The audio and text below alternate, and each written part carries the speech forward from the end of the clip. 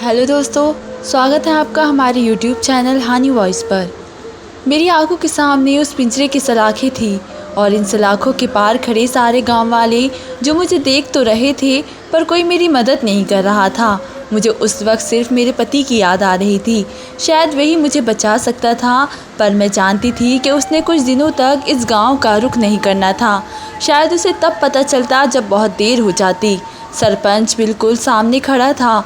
उसने इशारा किया और कहा कि डाल दो इन दोनों को पिंजरे के अंदर, इस पिंजरे के अंदर जहाँ ये लड़की बैठी है, और दरवाज़ा मजबूती से बंद कर दो और तमाशा पूरा गांव देखेगा। कोई भी यहाँ से जाएगा नहीं, तमाशा देखकर ही जाएगा। अगर कोई गया तो उसको भी सज़ा दिख जाएगी। सबको पता चल जाना चाहिए कि सरपंच राजेश से जो पंगा लेता है वो उसके साथ क्या करता है। आज ये तमाशा पूरा गांव देखेगा। वो दोनों पिंजरे के अंदर भेज दिए गए। इस पिंजरे के अंदर जहां मैं पहले से ही मौजूद थी, उनकी भूखी नज़रें मुझे देख रही थी। वो जैसे ही मेरी तरफ बढ़े, वहां पर एक ऐसा चमत्कार हुआ कि सारे गांव वाले अपने घुटनों पर गिर गए और हाथ जोड़कर रोने लगे, क्योंकि जैसे ही वो दोनों मेरी तरफ बढ़े थे। मेरा नाम अनीता है और मैं हमेशा से ही पढ़ने की शौकीन थी, लेकिन मुझे कभी भी मेरे माँ बाप ने ये नहीं सिखाया, ये नहीं बताया कि हाँ तू भी कुछ कर सकती है। बस यही बताया कि तेरा काम है छोटे भाई बहन को संभालना और इसके बाद तेरी शादी हो जाएगी। मेरे घर में मेरे लिए बिल्कुल एक नर्क था। वहाँ पर मेरी हैसियत नौकरानी की थी। मैं छोटे भाई बहन को संभालती, मुझे वो ठीक से खाना भी खाने नहीं देते थे। फिर जब मेरी शादी की उम्र हुई तो मुझे लगा कि मैं एक नरक छोड़ के दूसरे नरक में जा रही हूँ, और बात भी ऐसी ही थी। लेकिन वो मर्द जो मेरी ज़िंदगी में आया वो ऐसा नहीं था। जब मैंने शादी की रात उसका रवैया अपने साथ देखा तो मुझे ऐसा लगा कि जैसे मेरे ज़ख्मों पर किसी ने मरहम रख दिया हो। आयुष बहुत ही अच्छा आदमी था। मैं उससे बहुत ज़्यादा डरी हुई थी। जब भी वो कमरे में आया तो उसने कहा, इतना ज़्यादा क्यों डर रही हो? मैंने कहा, क्योंकि मैं ये शादी नहीं करना चाहती थी और अब मेरी शादी हो गई है और तुम्हें मेरा कोई भी एहसास होगा नहीं। तो वह हैरान रह गया और वह कहने लगा, 7 जन्मों का रिश्ता है हमारा, अगर मैं तुम्हारा एहसास नहीं करूँगा तो कौन करेगा? मैंने कहा कि क्या बात है, आप ऐसा सोचते हैं? तो उसने कहा, और क्या, पत्नी तो एक आदमी का साया होती है, अपने साये से कोई दुश्मनी थोड़ी पालता है। मुझे पता है तेरी पसंद की शादी नहीं हुई, मेरी भी तो नहीं हुई, लेकिन ये कहा लिखा है कि हम इस शादी को मोहब्बत की शादी नहीं बना सकते। क्या हम एक दूसरे से मोहब्बत नहीं कर सकते? उसकी बात सुनकर अचानक से ही मेरी आंखों में आंसू आ गए थे। पता नहीं खुशी के आंसू थे या मैं बहुत ही ज़्यादा हैरान रह गई थी। मुझे तो लगा था कि ये भी गांव के बाकी लोगों की तरह होगा, इसकी अपनी कोई सोच नहीं होगी, दिमाग बंद होगा, बस वही करेगा जो सब करते हैं। लेकिन इसके अंदर एक लगन थी, ये ज़िंदगी में कुछ करना चाहता था, जैसे हर लड़की को चाहिए होता है। बस मसला ये था कि वो गरीब था। उसने कहा कि मैं सारी ज़िंदगी गरीब नहीं रहना चाहता हूँ। मेरा नाम अनीता है और लोग मुझे प्यार से अनी भी कहते थे। ये नाम मेरी माँ ने रखा था क्योंकि मुझे उसे ये नाम बहुत ही पसंद था। आयुष मुझे प्यार से अनी कहता था। उसने कहा कि मैं सारी ज़िंदगी यहाँ पर नहीं रखूँगा, तुम्हें शहर लेके जाऊँगा, क्योंकि जब शहर बदलना होता है तो पहले वहाँ पर कोई रोज़गार पक्का करना होता है, फिर मैं तुम्हें अपने साथ ले जाऊँगा। लेकिन मैं वहाँ से तुझे पैसे नहीं भेज पाऊँगा। बस तू मेरे घर वालों की सेवा ये सोच कर करना कि तुम्हें ये सारी ज़िंदगी नहीं करनी। मैं उसके बिना नहीं रह सकती थी, उससे बहुत ज़्यादा प्यार करती थी। मैंने अपना सब कुछ उसके नाम कर दिया था। सोच लिया था कि आखिर सांस तक मेरी सारी वफ़ा सिर्फ उसकी है। हम दोनों एक साथ तो खुश थे, लेकिन हालात हमें खुश रहने नहीं देते थे, क्योंकि उसके घर में भी मेरे घर की तरह कुछ भी नहीं था। वो अकेला कमाने वाला और सारे खाने वाले, और फिर भी वो मुझे अपने साथ ले जाने की बात करता था।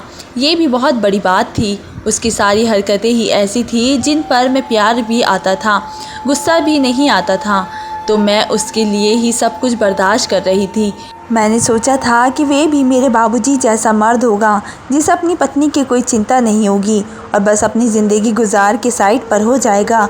मेरा बाप बुरा बाप नहीं था, लेकिन मेरा बाप मेरा पति ज़रूर था। इस बात पर मैं ये नहीं कहती थी कि मेरा बाप है तो बुरा नहीं हो सकता, क्योंकि ज़रूरी नहीं कि जो अच्छा पिता हो वो अच्छा पति भी हो, और ये भी ज़रूरी नहीं कि जो अच्छा पति हो वह अच्छा पिता भी हो। उसके घर वालों का काम करती थी, लेकिन मेरे अपने पास 1 रुपया नहीं होता था, क्योंकि उसने भी कहा था कि वो मुझे वहाँ से पैसे नहीं भेज पाएगा। और भगवान ने मुझे बहुत ही जल्द औलाद भी दे दी थी, और मेरे यहाँ 2 बच्चे पैदा हो गए थे, एक बेटा और एक बेटी। मेरी सास अच्छी थी, जब मैं घर पे काम करती थी तो वे बच्चों को पकड़ लेती थी, लेकिन अब बच्चों के लिए मेरे पास 1 रुपया नहीं होता था और मैं बड़ी परेशान रहती थी। मैंने अपनी एक बहन को अपने घर बुला लिया और कहा कि बस तुम्हें रात को बच्चों के पास रहना है और मुझे एक काम है। उसने कहा कि आपको क्या काम है? मुझे काम मिल गया था। काम ऐसा था कि ये काम मुझे हवेली से मिला था। हवेली का जो मालिक था उसका नाम सरपंच राजेश था। वह बड़ा ही जालिम किस्म का आदमी था। अगर कोई भी नौकर उसके सामने कोई बदतमीज़ी करता तो वह उसे सज़ा देता था। वह सज़ा देने के कानून पे अमल करता था। ऐसा लगता था कि उसको सज़ा देने की बीमारी है। ज़रा सी कोई हरकत करता तो वह सज़ा देने पर आ जाता। ऐसा भी नहीं था कि उसने हर दूसरे आदमी को सज़ा दी हो, क्योंकि कोई गलती करता ही नहीं था, इस डर से भी नहीं कहीं सज़ा न मिल जाए। लेकिन जो गलती करता था उसकी खैर नहीं होती थी।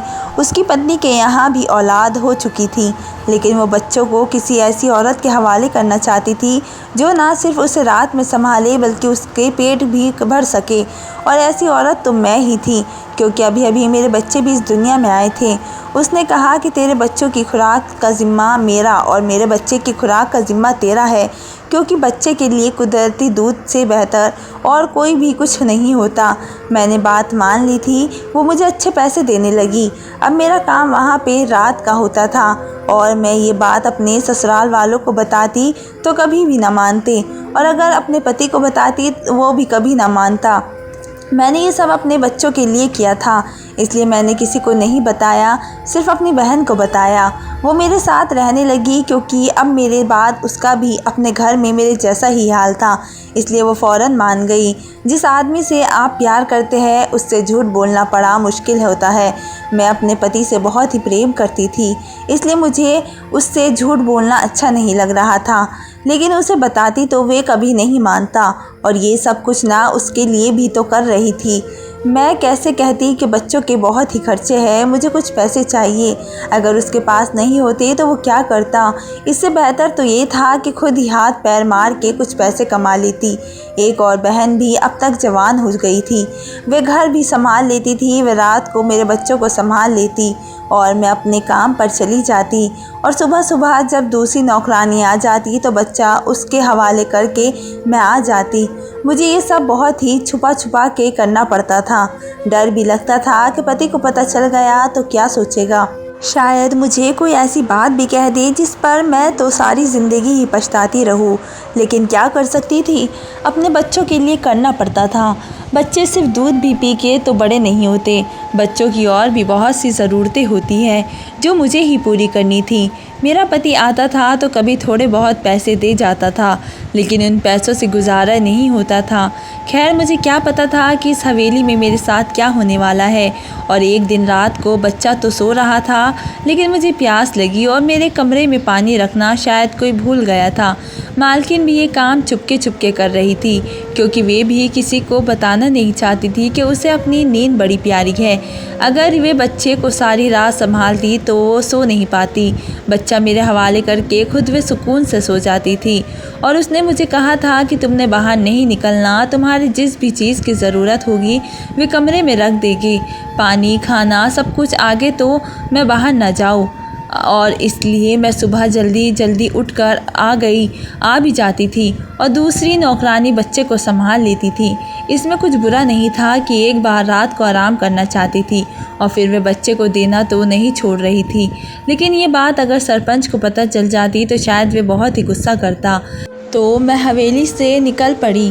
पानी तो मुझे कहीं से भी मिल जाता, मैं पी लेती। अगर कोई टूटी हुई नज़र आती तो मैं उसको भी मुंह लगाकर पी लेती। लेकिन मुझे किचन नहीं मिल रहा था, क्योंकि हवेली बहुत ही बड़ी थी और मेरा किचन से कभी कोई काम ही नहीं रहा था। मैं आसपास देखने लगी, अंधेरा भी था। जब मैं किसी से टकरा गई, मैंने सामने देखा तो वे कोई और नहीं बल्कि सरपंच था। वे बिल्कुल अपने नाम की तरह था, हज़ारों आशिक रखने वाला। उसकी उम्र शायद 35 साल हो गई थी, लेकिन हुलिया उसने ऐसा बना रखा था कि वे 40 साल का लग रहा है।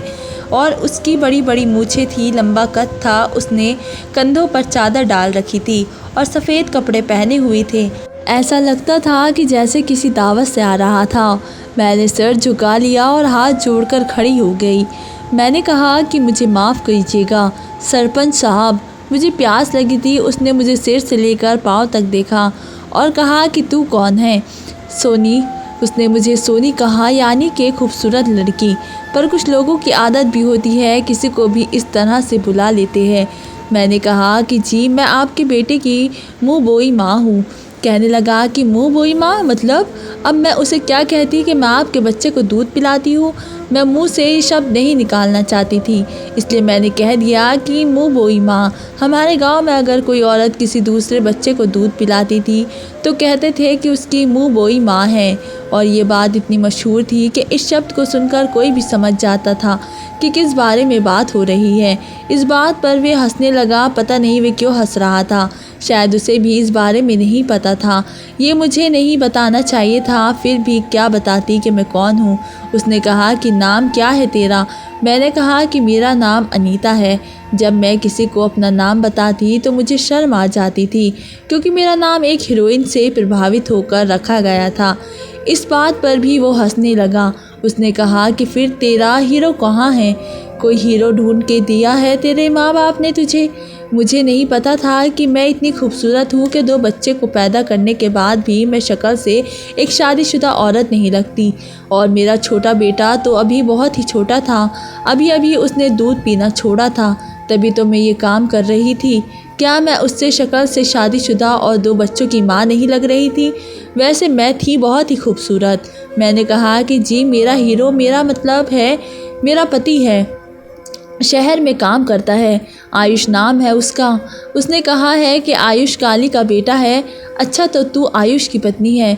मैंने कहा कि जी। वे मुझे बताने लगा कि किचन उस तरफ है। मैं उस तरफ चली गई। मैंने जल्दी जल्दी पानी पिया और वापस कमरे में आ गई। पता नहीं क्यों मुझे उसकी नज़रों से बहुत ही डर लग रहा था।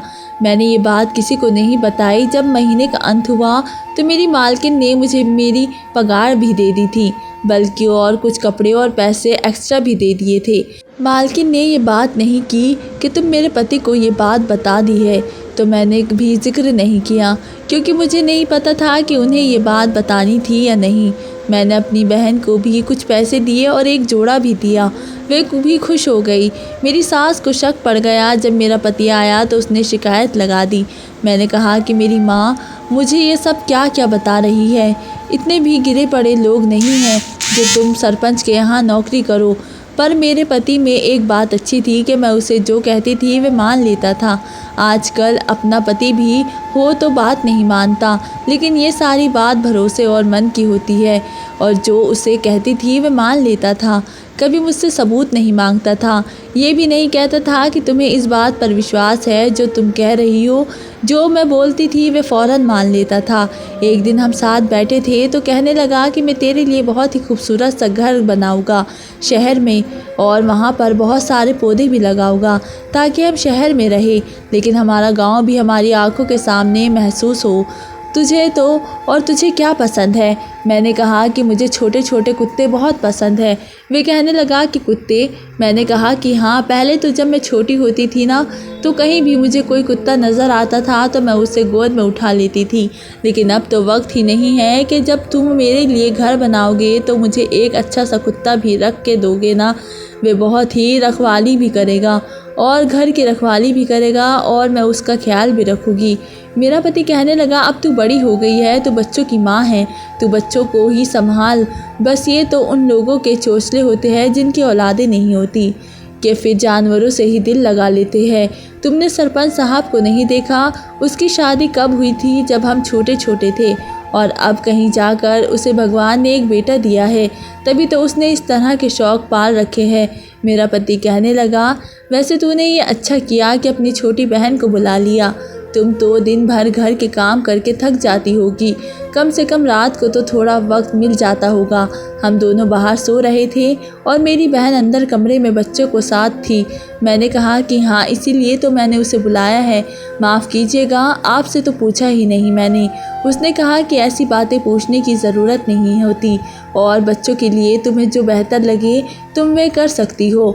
मैं ये सोचने लगी तो बच्चों के लिए तो मैंने इतना बड़ा फ़ैसला किया है, लेकिन आपको नहीं बताया क्योंकि रात को घर से बाहर जाना बहुत ही बड़ी बात थी। इस गांव में मर्दों के दिमाग में बस एक ही बात रहती थी, अगर कोई औरत पूरी रात घर से बाहर गुजारती तो उसे गलत समझा जाता था। बेशक उसकी कोई बहुत बड़ी मजबूरी भी होती है, लेकिन उसका पति उसे कहता कि पूरा रात गुजर गया, उससे पूछो किसके साथ रात गुजार रही है, मैं तो इसे अपने साथ नहीं रखूँगा। यहाँ के मर्दों की यही आदत होती थी।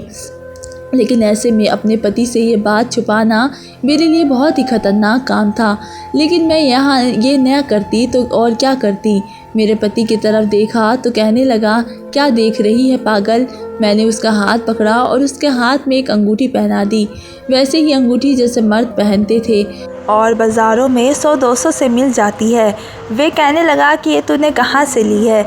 मैंने कहा कि मैंने आपके लिए ख़रीदी है। तो वो कहने लगा कि तेरे पास इतने पैसे कहाँ से आए। मैंने कहा कि बस थोड़े थोड़े करके जमा किए। आपको अंगूठियाँ पहनने का शौक़ है ना, आपके हाथ भी कितने खूबसूरत है। मर्दों के हाथों में ऐसी अंगूठी अच्छी लगती है, लेकिन आप अपने ऊपर 1 रुपया भी नहीं लगाते। उसने अंगूठी की तरफ देखा, फिर मेरी तरफ देखा तो कहने लगा, हाँ, गरीब आदमी खुद पर 1 रुपया लगाने से पहले 100 बार सोचता है, लेकिन ये बहुत ही खूबसूरत है, बिल्कुल तेरी तरह। और ये सिर्फ़ अंगूठी ही नहीं, ये तो तेरा प्यार है। जो पैसे मैं तुझे देता इस्तेमाल के लिए, वो तूने पैसे भी तो नहीं मुझ पर लगा दिए, लेकिन अब मैं इसे हमेशा अपने पास रखूँगा, अपने दिल से लगा कर। जब मैंने अपने पति की तरफ देखा तो मुझे ऐसा लगा कि मेरी ज़िंदगी बहुत अच्छी है और ऐसी ज़िंदगी किसी और की हो ही नहीं सकती, क्योंकि मेरा पति एक एहसास करने वाला आदमी था। मैंने कहा कि मैंने जो भी तकलीफ़ें सही है, आप मुझे उनके सिला में मिले हैं। वे इस बात पर हंस दिए। उसने कहा कि अब भी मेरे साथ तुम्हें बड़ी तकलीफ़ें सहनी हैं, और मैंने कहा कि अगर आप साथ हैं तो मुझे कोई भी परवाह नहीं है। हर इम्तिहान से गुज़र जाऊगी, कुछ भी करूँगी, लेकिन आपके साथ रहूँगी। आपके साथ मैं खुश हूँ। हमारी ज़िंदगी एक तरह से देखा जाए तो ठीक चल रही थी कि मुझे उम्मीद थी कि मेरे पति को अच्छी नौकरी मिल जाएगी और हम शहर शिफ्ट हो जाएंगे। बच्चे भी अब बड़े हो रहे थे और मेरे हाथ में नौकरी भी थी। मैं कुछ पैसे भी जमा कर रही थी, जिनके बारे में मैंने किसी को नहीं बताया था। पर मुझे ये नहीं पता था कि जैसे ही इंसान को ये लगने लगता है कि सब कुछ ठीक है, वैसे ही उसकी ज़िंदगी में कुछ बुरा हो जाता है। क्योंकि जब वह रात मेरी ज़िंदगी में आई तो मेरी ज़िंदगी की सबसे बुरी रात थी। आज मेरी सास को मुझ पर शक हो गया था। उसने कहा कि तू रात को कहाँ होती है। तो मैंने कहा कि घर में कमरे में ही होती हूँ। और कहाँ होती हूँ। वो कहने लगी कि जब मैं आई तो तू कमरे में नहीं थी। मैंने कहा कि मैं आप उस वक्त आई होगी जैसे ही उसने मुझे बताया। मैंने फ़ौरन कह दिया कि हाँ, उस वक्त तो मैं बाथरूम में गई थी, लेकिन उसे मुझ पर शक हो गया था। वैसे तो मैं बहुत अच्छी थी, अगर मैं उसे ये सारी बात बता देती तो शायद मैं मेरी बात को समझ भी लेती, लेकिन फिर भी मैं रिस्क नहीं लेना चाहती थी, क्योंकि मामला ऐसा था। वैसे भी सरपंचों के घर में कोई भी नौकरी करने के लिए तैयार नहीं होता था, चाहे वे कितना भी भूख से मरा हो, या वे कहते हैं कि कहीं से जहर ले के खा लेना, लेकिन सरपंच के भी नौकरी मत करना, उससे कोई एहसान भी नहीं लेना। लेकिन मेरा मामला सरपंच के साथ नहीं, उसकी पत्नी के साथ था। और उसकी पत्नी बहुत अच्छी औरत थी, लोगों की मदद करती थी। जितनी तनख्वाह उसने मेरी रखी थी, वे मुझे उससे ज़्यादा ही देती थी। वे तो कहती थी कि मुँह बोली माँ का तो बड़ा हैसियत होता है। लेकिन हाँ, ये सब मैंने अपने आराम और सुख के लिए किया है। अगर किसी को पता चल गया तो शायद वे लोग मुझे भी बातें सुनाएंगे कि पता नहीं किस औरत के हवाले अपनी औलाद करके मैं सो जाती हूँ। लेकिन मुझे तुम पर बहुत ही ज़्यादा भरोसा है, बस तुम कभी मेरा भरोसा ना तोड़ना। मैंने कहा, मैं कौन होती हूँ आपका भरोसा तोड़ने वाली। आपके दम से तो मेरे बच्चों का पेट भरता है, वरना मैं इन दोनों बच्चों के एक साथ पालने की हिम्मत नहीं रखती। और ऐसे ही था, मैं कैसे इन बच्चों का खाना पूरा करती। 2 बच्चों को एक साथ पालना कोई मजाक नहीं होता। आजकल तो एक बच्चे को पालना ही बड़ा मुश्किल है। मैं दरवाज़े को अंदर से बंद नहीं करती थी क्योंकि मुझे ऐसा करने की ज़रूरत नहीं थी। इस तरफ कोई भी नहीं आता था। ये कमरा मुझे बीबी जी ने खुद दिया था। उनके कमरे के साथ ही था। बच्चा रात को रोता था लेकिन उनको पता होता था कि मैं संभाल ही लूँगी, इसलिए वे कभी भी उठ के नहीं आती थी। लेकिन आज मेरे कमरे के दरवाजे के बाहर कोई खड़ा था। मैं हैरान हुई कि इस वक्त कौन हो सकता है। मैंने फ़ौरन अपने आप को संभाला और जैसे ही देखने के लिए आगे बढ़ी तो दरवाज़ा खुद खुल गया और वे शख्स अंदर दाखिल हो गया। वे कोई और नहीं बल्कि सरपंच ही था। कहने लगा, मुझे तो पता ही नहीं था कि तू इस कमरे में होती है। अरे मेरा बेटा भी तेरे पास है। कैसा है मेरा बेटा? उसने अपना बच्चा उठा लिया और उसे प्यार करने लगा। वे कमरे के अंदर खड़ा था और मेरा उस वक्त कमरे के अंदर एक गैर आदमी के साथ यूँ खड़ा होना बड़ी ही अजीब सी बात थी। हालांकि दरवाज़ा भी खुला हुआ था लेकिन रात के 2 बज रहे थे। बच्चा तो सो चुका था। उसने बच्चे को एक साइड पर रख दिया और कहा कि मजबूरी में करती है ना ये सब तू। मेरी पत्नी बहुत अच्छी है, मैं भी बहुत ही अच्छा हूँ। तू कभी मेरी तरफ भी ज़रा नज़र कर ले। जब उसने ये बात की तो मैंने समझा कि ये वे क्या कहना चाहता है, क्योंकि एक मर्द की नीयत औरत 1 सेकंड में समझ जाती है। मैंने कहा, सरपंच साहब मजबूरी का फ़ायदा ना उठाएं। हम मजबूर ज़रूर हैं लेकिन अपनी इज्जत का सौदा करने वाले नहीं। मैंने पहले ही अपना इनकार उसके सामने रख दिया था तो उसे गुस्सा आ गया। उसने कहा, तुम मुझे इनकार कर रही हो? अरे लोग तरसते हैं ऐसे मौके के लिए। मैंने कहा, हाँ मैं आपको इनकार कर रही हूँ। अब आप यहाँ से चले जाए, नहीं तो मैं आपकी पत्नी को बुला लूँगी। उन्होंने मुझे बाहर की कोई बैल दे रखी थी और कहा था कि अगर बच्चा ज़्यादा तंग करे तो बस एक दफ़ा बैल बजा देना और वह फ़ौरन आ जाएगी। मैंने उस बैल को ऊपर हाथ रखा, यानी कि उस बैल में और मेरे हाथ में बस 2 इंच का ही फासला था। मैं अगर एक झटके से बैल बजा देती तो उसकी पत्नी ज़रूर जाग जाती और 2-4 मिनट में आ जाती। अब वह थोड़ा सा डर गया और ना सिर्फ डर गया बल्कि ज़ख्मी शेर बन चुका था, क्योंकि उसके साथ बहुत कुछ बुरा हुआ था। शायद उसके साथ ऐसा कभी किसी ने नहीं किया था। क्या समझता था वे मुझे? मैं कोई आम औरत थी, बहुत ही मासूम थी, मजबूर थी। ऐसी बात नहीं थी कि जो असली औरत होती है ना वे मजबूर भी हो फिर भी वे शेरनी होती है, और मैं अपने लिए शेरनी थी। मैं यहाँ पर अपनी इज्जत का सौदा करने नहीं आई थी, अपने बच्चे का अच्छी ज़िंदगी के लिए आई थी। मैं कुछ गलत नहीं कर रही थी, तो फिर मुझे किसी से भी डरने की क्या ज़रूरत थी। वे वहाँ से उल्टे कदम बाहर निकल गया, लेकिन साफ पता चल रहा था कि कुछ ना कुछ ज़रूर करेगा। सुबह हुई तो शोर बढ़ चुका था। पूरे गांव में शोर था कि सरपंच के घर से उसकी पत्नी का 9 लाख हार चोरी हो गया है और अब वे सब लोगों पर इल्ज़ाम लगा रहा है। लेकिन थोड़ी देर के बाद सरपंच के आदमी मेरे घर तक आ गए। उन्होंने कहा कि ये हार तूने चोरी किया है, क्योंकि रात के टाइम तुझे हवेली में घूमते हुए देखा गया था। मैं ये सुनकर हैरान रह गई और मेरे घर वाले भी, ये रात के टाइम हवेली में क्यों जाएगी, ये तो घर में होती है। लेकिन जब उन्होंने कहा कि नहीं ये तो वहाँ पे काम करती है, तो मैं अपने ससुराल वालों के सामने शर्मिंदा हो गई। मेरे पति को इस हफ्ते में नहीं आना था। अगर वे घर पर होता तो और भी तूफ़ान आ जाता, लेकिन तूफ़ान तो अब भी आ गया था। वे लोग हैरान रह गए। मेरी बहन ने भी सब कुछ बता दिया। मैंने भी कहा कि मजबूर मैं कर रही थी और वे लोग मुझे पकड़ के ले गए क्योंकि मुझ पर इल्ज़ाम था। सरपंच ने कहा कि इसने हार चोरी किया है और पता नहीं कहाँ छुपा रखा है।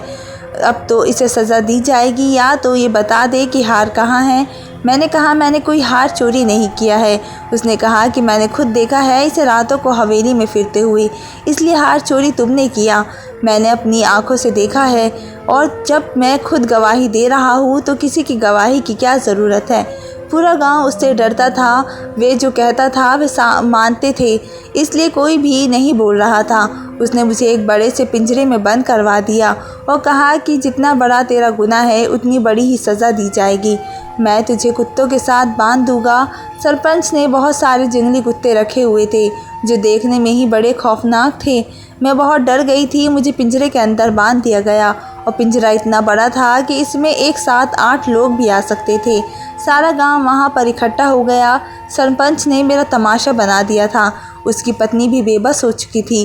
वे भला क्या करती? मर्दों के सामने तो औरतों को वैसे भी नहीं चलती, चाहे वे सरपंच की पत्नी हो या किसी गरीब आदमी की। मैं लोगों से मदद मांगने लगी, मुझे बचाओ, मुझे छुड़ाओ, लेकिन कोई भी मेरी मदद करने को तैयार नहीं था। वे लोग वैसे ही सरपंच से डरते थे, वे पहले भी इस तरह के सजाएं दे चुका था। ये पिंजरा भी उसने इसीलिए बनवाया हुआ था। वे कुत्तों को मुझे भूखी नज़रों से देख रहे थे।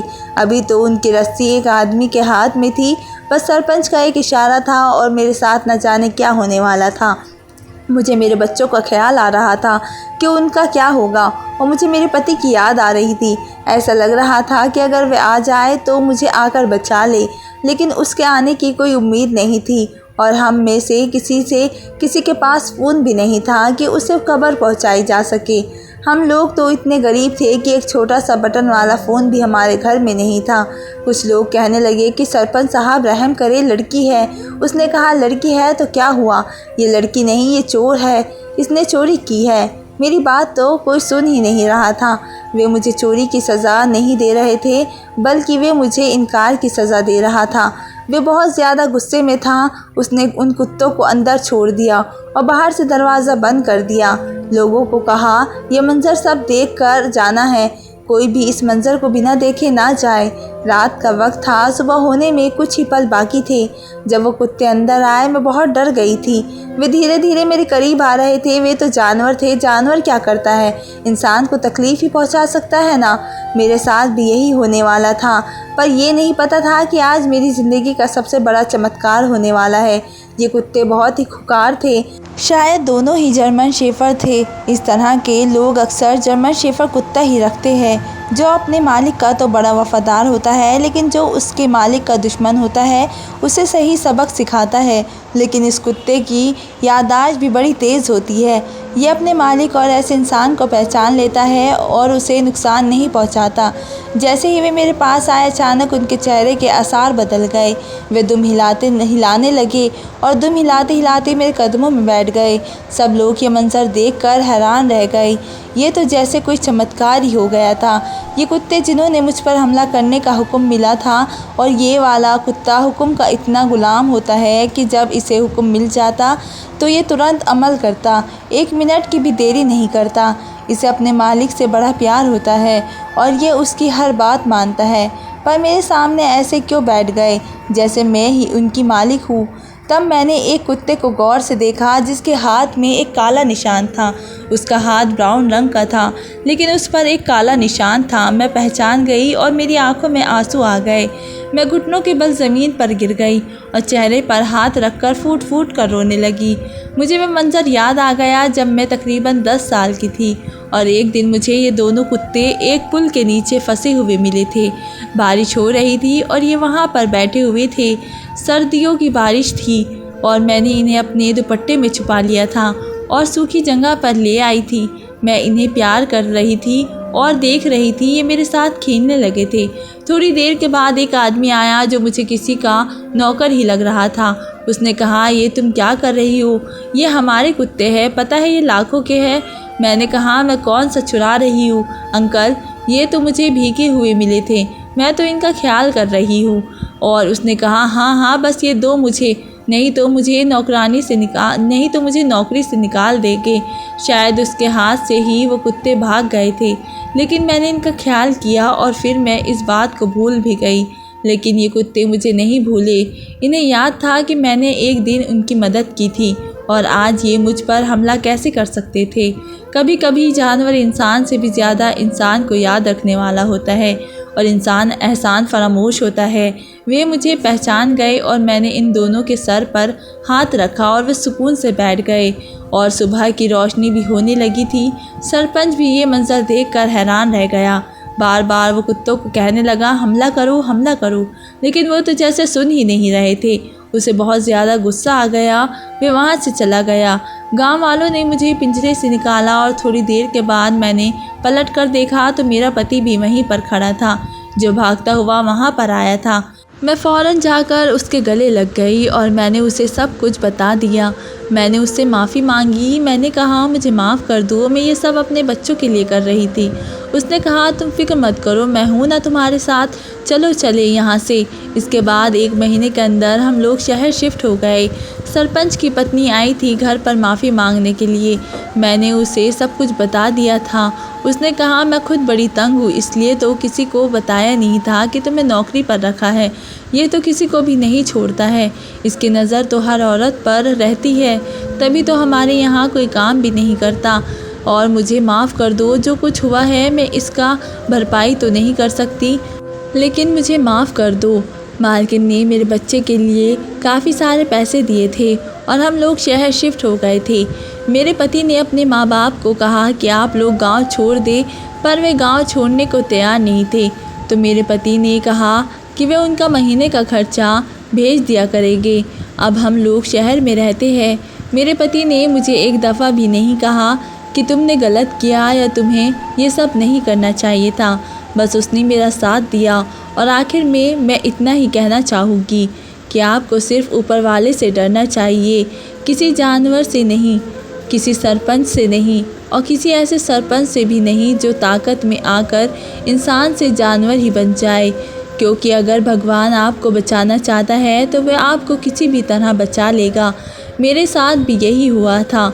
दोस्तों, वीडियो कैसी लगी कमेंट करके ज़रूर बताएं। वीडियो को लाइक और चैनल को सब्सक्राइब ज़रूर करें। धन्यवाद दोस्तों।